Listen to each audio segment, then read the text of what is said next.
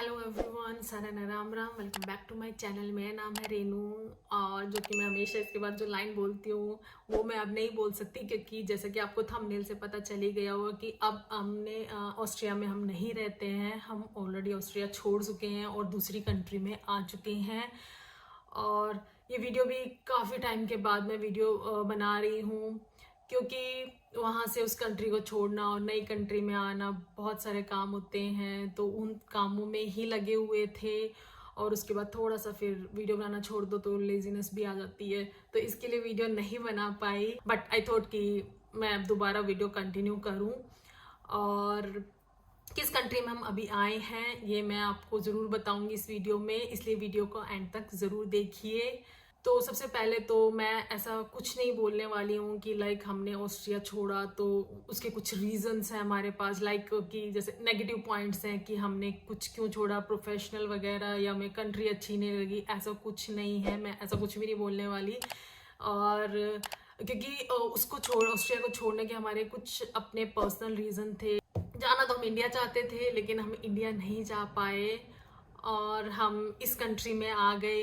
किस्मत भी बहुत बड़ी चीज़ होती है। लाइक हमने सोचा कुछ लेकिन हो कुछ गया। लाइक वैकेंसी निकली, अप्लाई किया, सिलेक्शन हो गया मेरे हस्बैंड का, और विद इन 1 और 2 मंथ सारे काम हो गए। 2 मंथ में तो विद इन 1 मंथ के बाद तो ऑलमोस्ट पेपर वीज़ा के लिए चले गए थे। और जो कि इतना जल्दी जब हम कोई जॉब वगैरह अप्लाई करते हैं बाहर, इतना जल्दी काम नहीं होता। लाइक हम ऑस्ट्रिया भी गए थे तब भी हमें 6 महीने 5-6 महीने लग गए थे सारा प्रोसेस होने में, और जबकि ये प्रोसेस 1 महीने के अंदर ख़त्म भी हो गया था। तो इतना फटाफट ये काम हुआ।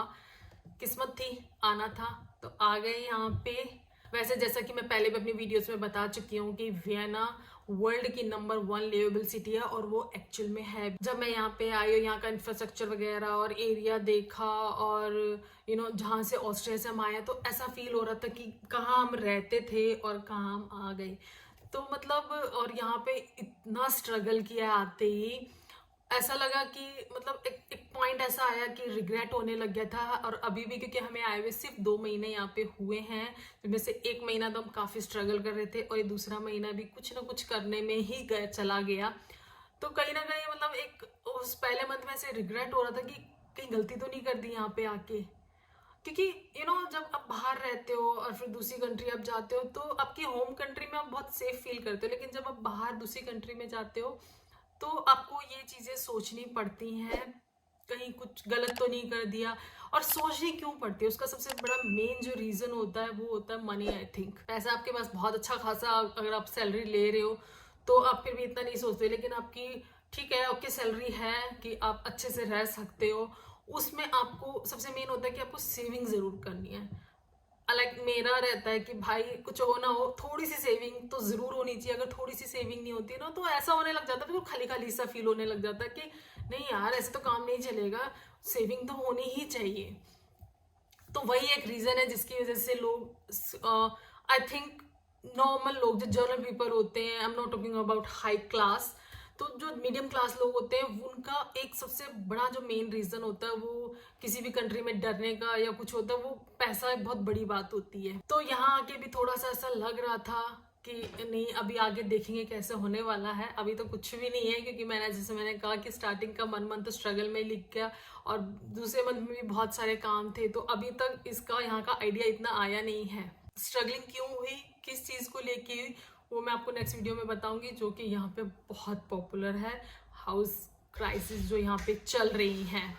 तो उसकी वजह से हमें बहुत प्रॉब्लम हुई। जब भी आप किसी कंट्री में मूव करते हो, लाइक अपनी होम कंट्री को छोड़ के दूसरी कंट्री में मूव करते हो, तो आप जब एज अ कपल जाते हो तो थिंकिंग अलग होती है, लेकिन जब बच्चे हो जाते हैं तो आपकी थिंकिंग चेंज हो जाती है। और काफ़ी सारे जो हमारे डिसीजन होते हैं वो बच्चे को ध्यान में रख के ही लिए जाते हैं, इसलिए थिंकिंग भी चेंज हो जाती है। तो ऑस्ट्रिया छोड़ने का हमारा जो मेन रीज़न था वो था लैंग्वेज, कि वहाँ पे जर्मन लैंग्वेज बोली जाती है, और ये कंट्री हमारा जो चूज़ करने का रीज़न था वो था इंग्लिश, क्योंकि एक इंग्लिश कंट्री है। क्योंकि शनाया का स्कूल स्टार्ट होने वाला है इस साल से, तो हमें ये था कि हम 2-3 साल बस ऑस्ट्रिया में रुकेंगे, उसके बाद इंडिया चले जाएंगे। लेकिन जैसा कि मैं पहले बोल चुकी हूँ, हमें यहाँ का ऑफर आ गया और हम यहाँ पर आ गए। और उसका रीज़न इंग्लिश ही था, क्योंकि हम नहीं चाहते थे, मतलब हमें ऐसा फील होता था कि अगर शनाया को इसी ऑस्ट्रिया में वो रहती है तो उसकी जर्मन बहुत स्ट्रांग हो जाएगी, लेकिन दूसरी जगह उसकी इंग्लिश वीक हो जाएगी। तो ऐसी फीलिंग हमें थी, मुझे नहीं पता औरों को ना लगता हो ऐसा, लेकिन हमें ऐसा फील हो रहा था उसके फ्यूचर के लिए कि कहीं वो सिर्फ जर्मनी और ऑस्ट्रिया में ही ना बंद के रह जाए, क्योंकि लैंग्वेज बैरियर की वजह से। तो इसलिए हमने ये कंट्री चूज़ की, और यहाँ का चूज़ करने का मेन रीज़न ये भी था कि सबसे पहले तो इंग्लिश कंट्री है, ऊपर से जो हमने सर्च किया था पीपल यहाँ पे बहुत फ्रेंडली हैं, जो कि यहाँ पे आने के बाद पता चला कि हाँ फ्रेंडली हैं। एंड तीसरा यह था कि यहाँ की जो यूनिवर्सिटीज़ हैं, यहाँ की जो एजुकेशन है वो बहुत अच्छी है, तो इसलिए भी हमने इस कंट्री को चूज़ किया। अब जब भी किसी भी कंट्री में जाते हो तो आपको वहाँ पे ज़ीरो से स्टार्ट करना पड़ता है, चाहे आपको कितने ही साल हो चुके हो बाहर रहते हुए, इससे फ़र्क नहीं पड़ता, लेकिन उस कंट्री में आपको ज़ीरो से स्टार्ट करना पड़ता है। और कुछ नेगेटिव चीज़ें भी थी यहाँ पे, ऑस्ट्रिया का जो पे स्ट्रक्चर है वो ज़्यादा है और इस कंट्री का कम है। और हम कहाँ पे आए वो मैं आपको बता ही देती हूँ। हम आए हैं अभी आयरलैंड में, कॉक सिटी में हम रहते हैं। डबलिन जो है आयरलैंड की कैपिटल है, सबसे बड़ा शहर। उसके बाद जो दूसरा बड़ा शहर आता है वो आता है कॉर्क, और हम कॉर्क में हैं। और अभी हमें 2 महीने हुए हैं यहाँ पे आए हुए, तो अभी तो हम बहुत सारी चीज़ें सीख रहे हैं। हमने यहाँ पे आना चूज़ किया इवन पे कट लेके, बिकॉज शनाया के फ्यूचर के लिए और अपने कंफर्ट जोन के लिए। यहाँ पे आने के मेन रीज़न वही था जो मैं आपको बता चुकी हूँ, लैंग्वेज एक रीज़न था। और यहाँ पे आयरलैंड में फेस्टिवल सेलिब्रेट होते हैं, तो ये भी एक रीज़न था कि शनाया अपने इंडियन फेस्टिवल के थोड़ा पास रहे। वहाँ पे इतने फेस्टिवल सेलिब्रेट नहीं होते, जैसे पहले भी अपनी वीडियोस में बता चुकी हूँ कि list 2nd number friendly country है ऑस्ट्रिया। तो वहाँ पे ये सब इंडियन कम्युनिटी है तो सही, लेकिन गैदरिंग्स वगैरह और फेस्टिवल ऐसे सेलिब्रेट नहीं होते हैं जितने कि आयरलैंड और यूके में आपने बहुत होते हैं सेलिब्रेशन। हर फेस्टिवल नॉर्मली सेलिब्रेट होता है अच्छे से, तो इसलिए भी हम यहाँ पे आए। अदरवाइज़ अगर आपको लैंग्वेज की कोई प्रॉब्लम नहीं है तो ऑस्ट्रिया बहुत अच्छी जगह है, सैलरी आपको ज़्यादा मिलती है। आयरलैंड में ऑस्ट्रिया के मुकाबले में कम सैलरी मिलती है। हर कंट्री में मूविंग कहीं ना कहीं चलती रहती है, और उसके कुछ फ़ायदे भी होते हैं, कुछ नुकसान भी होते हैं हर कंट्री में।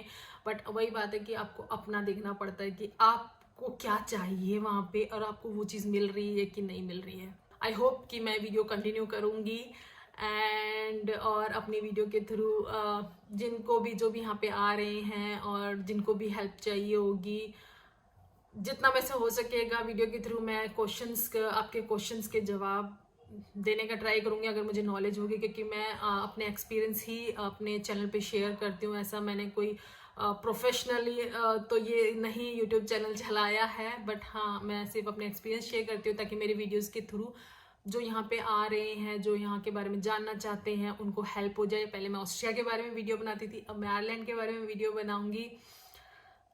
सो बस यही थे हमारे रीज़न, और हम अब मूव हो चुके हैं आयरलैंड में। आई होप आप लोगों को वीडियो अच्छी लगी हो। अगर आप लोगों को वीडियो अच्छी लगी हो तो प्लीज़ लाइक माई वीडियो, कि मुझे पता चले कि हाँ मैंने कुछ सही बोला है। थैंक यू वेरी मच, मिलते हैं नेक्स्ट व्लॉग में।